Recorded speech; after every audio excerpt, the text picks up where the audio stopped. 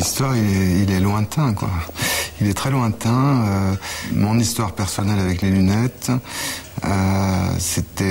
j'avais entre 18 et 20 ans et j'ai fait des collections pour l'entreprise familiale paternelle qui était spécialisée en partie dans ce produit.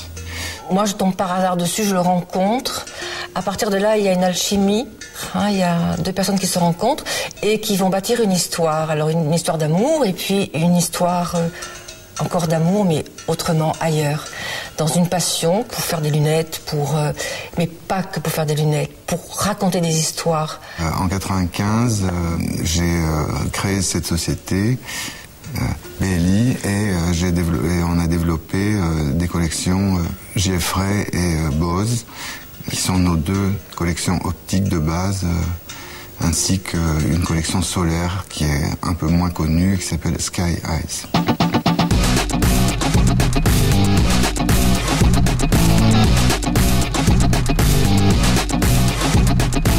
Au départ c'était une très petite entreprise de deux personnes qui ensuite a grandi. Nous sommes à peu près une trentaine. Ne jamais oublier la notion d'équipe et de gens qui travaillent dans une famille. Ils sont tous rentrés un peu en sacerdoce dans une famille.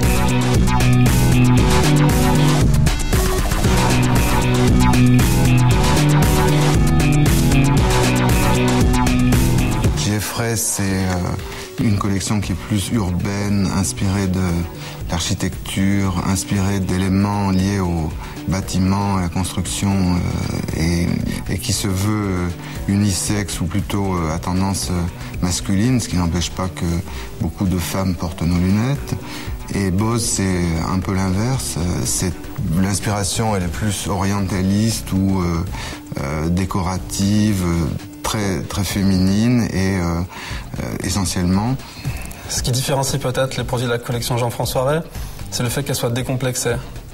Une lunette Jean-François Ray, on la déteste ou on l'adore, mais les choses sont pas cachées, elles sont pas dites à demi-mot. Ce sont des lunettes qui hurlent, quoi. Voilà, ça part du bout, ça va jusqu'à la fin. Si on l'aime pas, c'est mal barré. Mais voilà, il n'y a pas de... On veut pas être dans une démarche timide. Il n'y a pas cette notion d'être à la mode.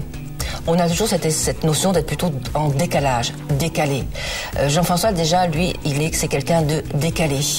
Moi-même, je pense, je le suis aussi. Bon, peut-être qu'en vieillissant, on s'assagit. Mais il y a toujours quand même ce côté très décalé, très rock'n'roll. Surtout pas politiquement correct. Dire les choses, se laisser aller, les faire. Bon, ça plaît pas, ça choque, mais ça interpelle.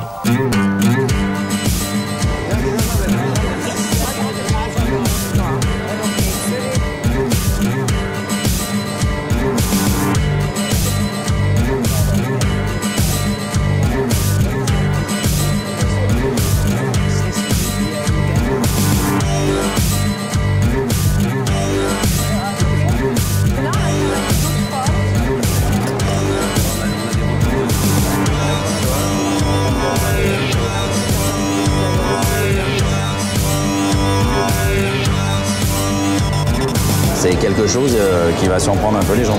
Ça, c'est super bien comme produit. Ouais. Les choses qui m'ont toujours inspiré, ce sont les accidents. Que ce soit dans la structure, dans l'architecture ou en termes de graphisme, c'est-à-dire les mariages de plans improbables. Donc, pour quelque part créer ou favoriser des contextes qui vont créer ces accidents, c'est beaucoup de manipulation. C'est-à-dire, on fait un petit peu le processus à rebours. On manipule des petites feuilles de métal, des feuilles de carton, et on manipule. Je suis très tactile. On les plie, on les écrase, on les vrille. Et de ce qu'il en sort, on se dit, tiens, ça, j'ai peut-être une branche là. Faire une collection, c'est donner du rythme, du mouvement. Après, il faut savoir qu'une collection de lunettes ne se fait pas forcément que par l'assemblage de morceaux à droite, à gauche, etc. Elle est faite aussi de choses que l'on touche. Dans l'absolu, on peut s'inspirer de tout. Après, il y a évidemment des affinités particulières. Ça peut être un œuf, ça peut être une feuille, ça peut être un stylo, ça peut être un gadget. J'aime bien plutôt regarder par terre, dans les coins, les grilles d'égout, les plaques d'aération. Ça, c'est des choses qui m'éclatent bien. Il m'est impossible de nommer une couleur en disant c'est jaune. Je suis obligée de dire c'est jaune tournesol ou jaune poussin, parce que ça a été associé à quelque chose. Un gris, un bleu ne va pas s'arrêter au simple terme de gris ou de bleu. Derrière, il y a toute une histoire. Il y a pourquoi ce bleu. À ce moment-là, ce bleu, c'était un bleu ciel ou un bleu de la mer Baltique. Donc, il va exister un bleu baltique. Et puis après, il y a l'alchimie et il y a le jeu de marier des couleurs les unes avec les autres, les matières les unes avec les autres. Ça, c'est le côté le plus poétique qui soit, le plus libre.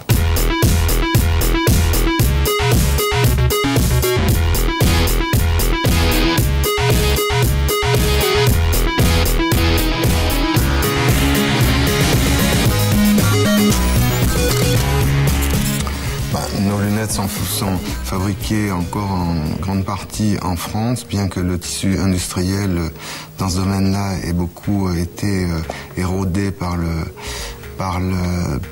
système. Jean-François Rey, ce sont des lunettes avec des structures énormément pliées, qui sont complexes sans être compliquées et qui se doivent être relativement légères. Donc très rapidement, c'est l'entonnoir. On utilise des matériaux très légers et aux potentialités de pliage très intéressantes, comme le titane, le bêta-titane ou l'inox. La spécificité de Jean-François Rey, c'est l'utilisation d'acétate de cellulose, qui est le matériau traditionnel utilisé en lunetterie, qui permet une infinité de coloris, d'effets de matière, de rendu, de brillant si on le traite en brillant ou de mat si on le traite en effet sablé. Toute la finition et les traitements de surface, les colorations, et tous les éléments, acétate, branches, etc. sont faits en France.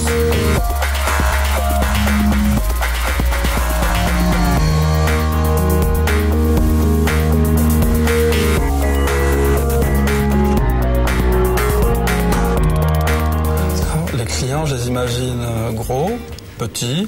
Beau. Non. Non. Je les imagine un peu nous ressemblant, avec du caractère. Grands, maigres. Des gens libres, des gens curieux, des gens qui ont envie. C'est une clientèle en optique entre 25 et 60, voire plus. Des gens amoureux, des gens ouverts. Voilà. Super sympa, très con. Enfin, tout le monde, quoi. Elles correspondent à des gens qui ont une certaine liberté dans leur tête, puisqu'ils ne sont pas conditionnés par les marques à fort potentiel médiatique ou publicitaire qui les influenceraient. Elles s'adressent à des gens qui vont choisir leurs lunettes par coup de foudre ou parce qu'elles correspondent à leur personnalité. L'idée, peut-être la fierté pour tous les gens qui travaillent dans cette équipe, c'est le client type, il n'existe pas. La fameuse ménagère de 50 ans n'existant pas, le client type Jean-François Rey n'existe pas non plus. C'est-à-dire, ça peut être le caissier comme l'avocat. Et c'est le plaisir, c'est de pouvoir se dire qu'en sortant de chez soi le matin, on peut croiser absolument n'importe qui portant de Jean-François Rey.